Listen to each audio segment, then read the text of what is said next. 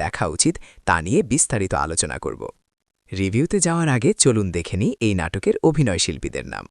আরশ খান, সামিরা খান মাহি, শামীম আরশ খানের বন্ধুর চরিত্রে।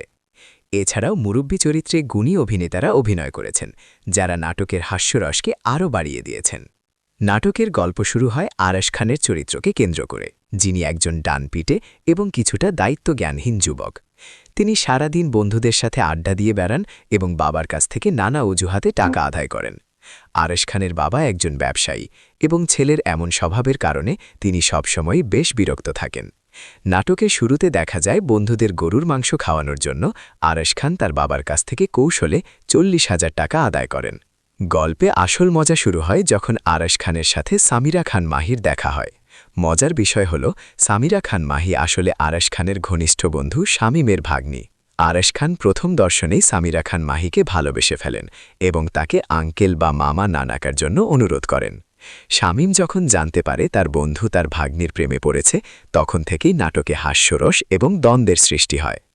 আরশ খান বারবার মাহিকে প্রেমের প্রস্তাব দিলেও মাহি তাকে পাত্তাই দেয় না এবং বরং মামা ডেকে অপমান করে। নাটকটির শেষার্ধে আমরা দেখি আরশ খানের পরিবর্তন। শামীম যখন তাকে বলে যে একজন ভাদাই মা বা দায়িত্বহীন ছেলের কাছে সে তার বোনকে বিয়ে দেবে না, তখন আরশ খান চ্যালেঞ্জ গ্রহণ করেন। নিজেকে প্রতিষ্ঠিত করার জন্য তিনি তার বাবার ডেকোরেটর ব্যবসায় বসার সিদ্ধান্ত নেন। এই সিরিয়াস পরিবর্তনের মধ্যে দিয়েই নাটকের ক্লাইম্যাক্স তৈরি হয়। আরশ খান এবং সামিরা খান মাহির অনস্ক্রিন কেমিস্ট্রি ছিল দারুণ।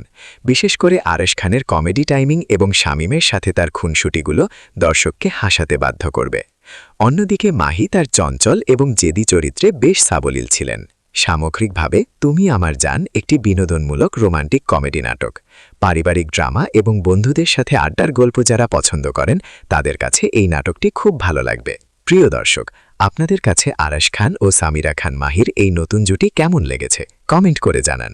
ভিডিওটি ভালো লাগলে লাইক দিন এবং আমাদের চ্যানেলটি সাবস্ক্রাইব করুন। দেখা হবে পরবর্তী ভিডিওতে। ধন্যবাদ।